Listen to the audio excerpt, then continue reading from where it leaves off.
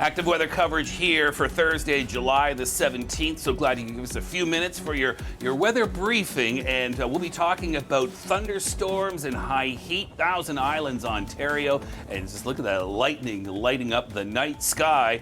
And stormy weather, we've been dealing with that in Quebec many times over the summer. And the threat is high again today. So glad you could join us on the Weather Network.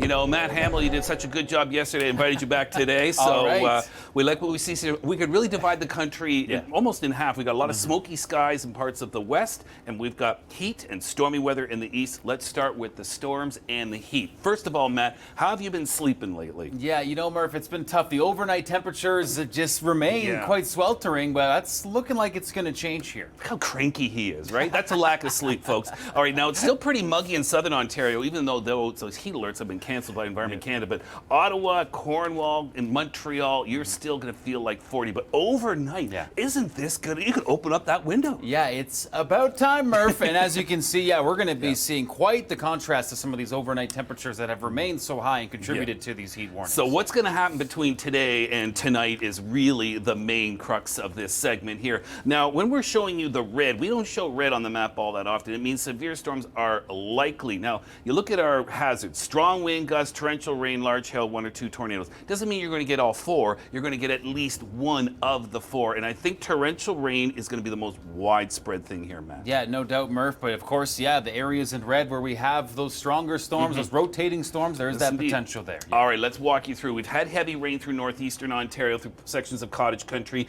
Now, through the early afternoon, there might be the odd straggler of a storm around the GTA, but generally your threat is over. With the more severe weather, eastern Ontario. Get towards the Ottawa Valley, Laurentians as well into Quebec, and then through the afternoon, that continues to press its way eastwards. Montreal, I'm going to stop this at 7 o'clock. Matt, you know, you're a big football fan tonight.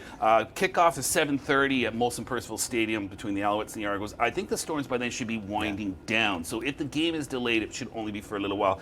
Stormy weather moving east. Look at that, New Brunswick, Quebec, and Maine border. Yeah, so quite a stormy day. Kind of timing out the progression there, but things are going to be quite nice behind this, Murph. A gorgeous looking Friday is ahead. All right, you got the Indy, the Honda Indy in Toronto, and maybe getting out and do some golfing and take a look at the next 3 days in Toronto, Ottawa. Beautiful Friday, beautiful Saturday, maybe a passing storm in Ottawa. But the big thing is the high heat and humidity. That is gone. All right, how about further east? Yeah, Murph, we're still seeing these heat warnings hanging on for some. It's going to be another day of some pretty good humidity, especially for the Maritimes. You see those heat warnings blanketing the region, but some of this stormy weather from Ontario and Quebec will start to factor in, especially later today into tomorrow. Absolutely. So northern western areas of New Brunswick, heads up. Could be severe weather. Perhaps some early morning storms around the Halifax area. That's the front that will help sweep out the humidity. Passing showers and storms into Newfoundland. I wish it was more rain. The heaviest rain, though, up towards Labrador. So that's the east in the general. Let's go to the west now. Okay, Murph. Yes, air quality, wildfires impacting